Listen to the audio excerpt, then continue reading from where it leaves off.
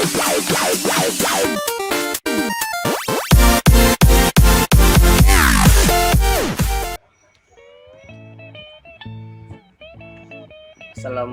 warahmatullahi wabarakatuh.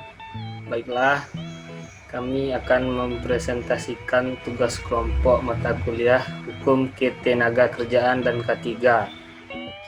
Dosen pengampu yaitu Fitra Rifwan, SPD, MT. Kelompok kami beranggotakan yang pertama Alvan Arifin, yang kedua Mei Vincent Febriani, yang ketiga Yulfi Indriani. Identifikasi bahaya, penilaian risiko dan peluang. Untuk proyek bangunannya kami mengambil dari YouTube, itu proyek bangunan Training Center 2 Universitas Diponegoro. Proyek ini termasuk dalam konstruksi bangunan dan gedung. Pekerjaan proyek bangunan. Untuk pekerjaannya kami mengambil 3 pekerjaan, yaitu yang pertama pekerjaan penulangan plat lantai, yang kedua pekerjaan backcasting, yang ketiga pekerjaan pengecoran beton. Untuk pekerjaan pertama akan dijelaskan oleh saya sendiri, yaitu pekerjaan penulangan plat beton. Uraian kegiatannya yaitu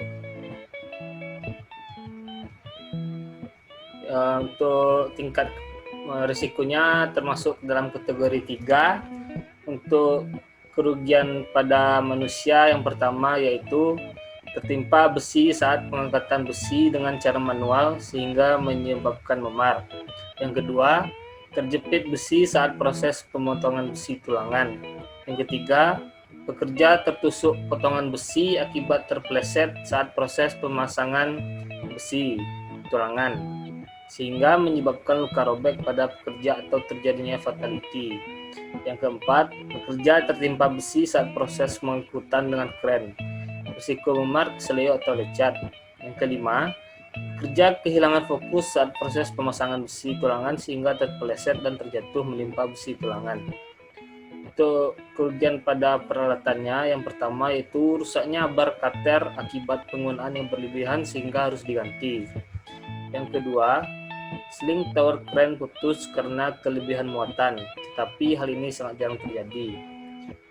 Untuk kerugian materialnya, yang pertama, terjadinya pengkaratan besi diakibatkan oleh terlalu lama terpapar matahari dan hujan, sehingga harus mendatangkan material baru.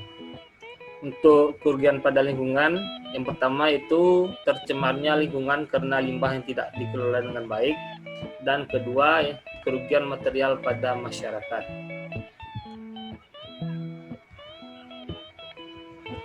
Untuk pekerjaan yang kedua yaitu pekerjaan pemasangan backcasting yang akan dijelaskan oleh Mei Vincent Febriani. Vincent, dipersilahkan. Baik, terima kasih kepada Saudara Alvan selaku moderator yang telah memberikan kesempatan untuk saya dalam membacakan atau menjelaskan tentang pekerjaan proyek yang saya ambil adalah pekerjaan backcasting. Uraian pekerjaan atau uraian kegiatannya yang pertama yaitu backcasting kolom diangkat menggunakan tower crane. Yang kedua, backcasting dimasukkan ke dalam kerangka tulangan dan melepas sling tower crane. Yang ketiga, polywood atau triplex atau kayu dipasang. Dan yang keempat, backcasting kawat dan ditopang dengan krans. Next. Selanjutnya, pekerjaan backcasting ini termasuk ke dalam tingkat keparahan 4, di mana kerugian bagi manusia yang pertama, tergores sling tower crane pada saat melepas angkutan backcasting. Yang kedua, paku dan kawat yang digunakan untuk menguat backcasting dengan kerangka tulangan apabila tidak dirapikan dan dipasang dengan benar dapat melukai pekerja. Yang ketiga, terpeleset dari atas backcasting pada saat melepas sling tower crane sehingga pekerja bisa jatuh ke bawah.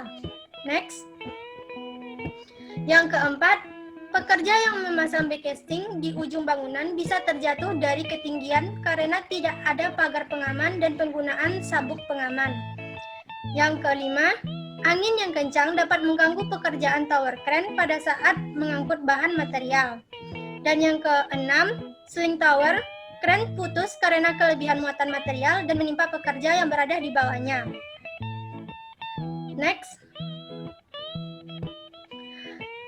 Yang ketujuh, konsentrasi pekerja hilang pada saat memasang backcasting di atas ketinggian dan cuaca. Dan yang terakhir adalah pekerja bisa terkena serpihan kayu dan tertusuk serpihan kayu dari polywood. Selanjutnya, untuk kerugian dari peralatan adalah bags. Yang pertama adalah sling tower crane putus karena kelebihan muatan material sehingga terdapat satu peralatan utama yang rusak total dan menyebabkan pekerja dapat berhenti atau pekerjaan dapat berhenti. Yang ketiga, kerugian materialnya yaitu terjadinya kerusakan material berupa pengkaratan besi dan keroposnya besi sehingga diperlukan material baru dalam jangka waktu tertentu. Dan untuk kerugian dalam lingkungan, yang pertama yaitu terjadi pencemaran udara, air, dan tanah. Yang kedua, terjadi kebisingan di lingkungan masyarakat. Dan yang terakhir adalah terjadi kerusakan akses jalan bagi masyarakat. Demikian yang dapat saya sampaikan. Saya kembalikan kepada moderator.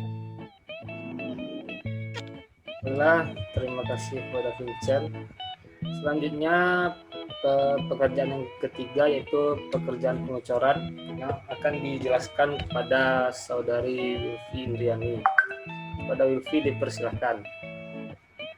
Baik, terima kasih kepada moderator.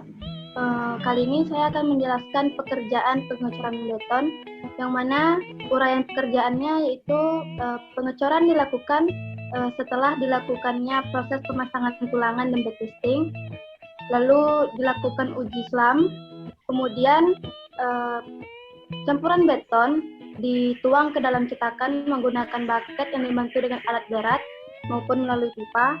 Selanjutnya, beton dituang ke area pengecoran, kemudian dikonsolidasi dan diratakan. Diratakan berguna untuk mengurangi rongga dalam beton yang dapat dilakukan dengan cara menggunakan besi batang, setkop, maupun alat penggetar atau vibrato.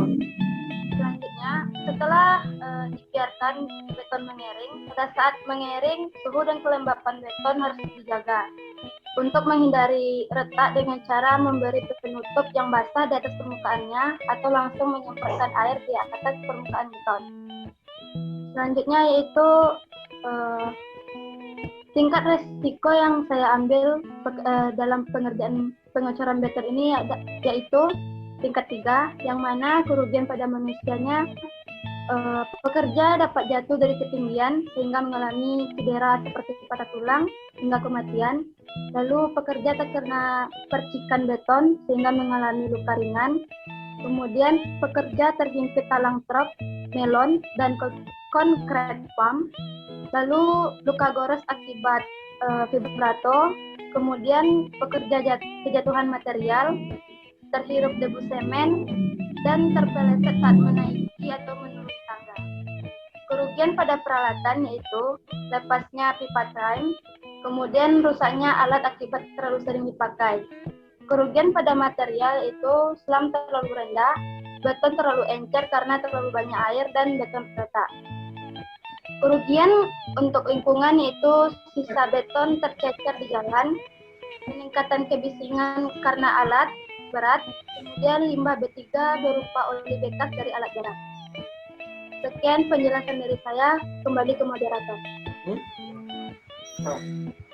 Baik, terima kasih kepada Wilfi Indriani. Selanjutnya yaitu tabel identifikasi bahaya dan pengendalian risiko dan peluang atau tabel IBRP. Baiklah, ini adalah tabel IBRP dari ketiga pekerjaan yang kami ambil.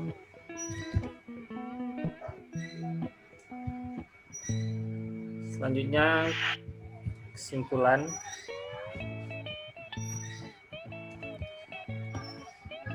Kesimpulannya adalah yaitu dari pengendalian risiko tersebut termasuk dalam hierarki pengendalian risiko administrasi. Karena pengendalian administrasi merupakan pengendalian risiko dan bahaya dengan peraturan-peraturan terkait dengan keselamatan dan kesehatan kerja yang dibuat.